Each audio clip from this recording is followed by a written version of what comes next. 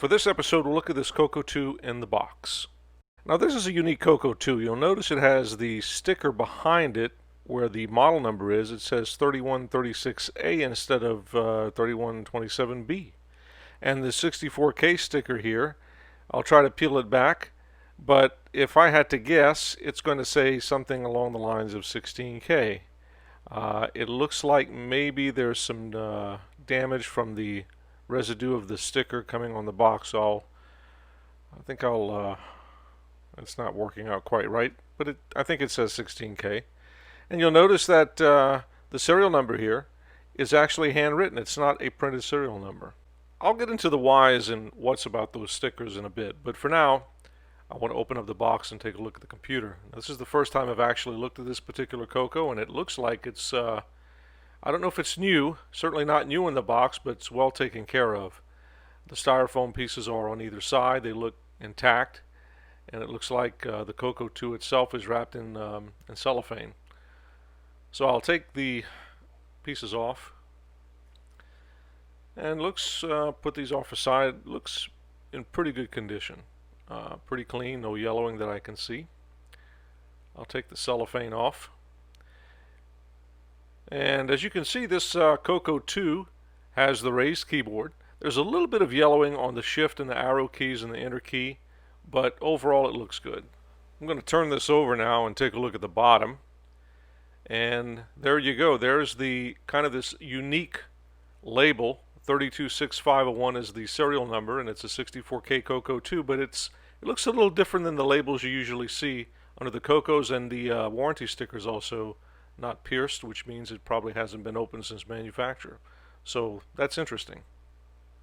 Put this CoCo back on the bench, and notice the label here says Radio Shack TRS-80 Color Computer 2. It's the older style label, and not the newer Tandy label that you would expect to see on a later model CoCo 2 like this. I'm going to explain why that is, and why the peculiarity that we saw with the labels on the box exists. So while I take this apart, recall that on the box we saw the label that was on top of the original model number was 26-3127B. It was on top of a 26-3136A. And the 64K label was on top of the original 16K. The reason for this, that I think, is when the CoCo 3 was released, Tandy had probably a lot of CoCo 2s in the warehouse that were 16K. They consolidated the models at that point to all 64K, and so what I think they did is they upgraded these CoCo 2s in the warehouse from 16K to 64K so that they could consolidate and sell those in the catalog for 1987. And then the result of that is that you're going to see these hybrid CoCos with serial numbers handwritten on the box and these labels kind of glued on after the fact, and the mismatch on the case labels. And that extends to this unique label at the bottom of the CoCo 2, which is, you can tell, is put on after the fact with a different style from earlier CoCo 2s. Alright, now that I've got the screws out, I'm going to take the top off here, and we're going to take a look on the inside of the motherboard to see just how clean it is. I'll take off the keyboard to reveal the very clean and quite green motherboard here. It definitely pays to keep CoCos inside of a box and wrapped up in cellophane. I'll zoom in slightly here. There is the SAM chip. There's the ROM, and as you can see, the factory jumpers are in place, so this was done in the factory. The CPU, the two 6821 PIAs, and over here's the VDG. This is not the T1 with the lowercase. This is just the regular. Now this is actually interesting. This is a satellite RAM upgrade.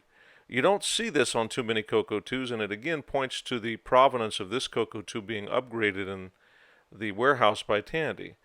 I'll try to remove this. It's kind of hard with these posts, but this is a satellite daughter board that has 8 64K RAM chips. I don't know if you can see the chips under there, but they are there, and they bring the CoCo 2 up to 64K. And you don't see this very much. This is kind of a unique upgrade. I managed to take the satellite board off, and here it is. There are the 8 4164 chips in line here with individual capacitors on each. And as you can see, this is definitely laid out very efficiently. Plugs into these two connectors on the motherboard here, and this is a motherboard that has a 20261044 stamp on it. So this is one of the very later revision motherboards for the CoCo 2. So I'll put this back here in place. It's a little bit tricky. You have to make sure that the pins line up properly, and you have to get it back in the standoff. But definitely was worth taking off to show you guys what it looks like. All right, there we go. I'll snap it into place, and everything should be back to normal.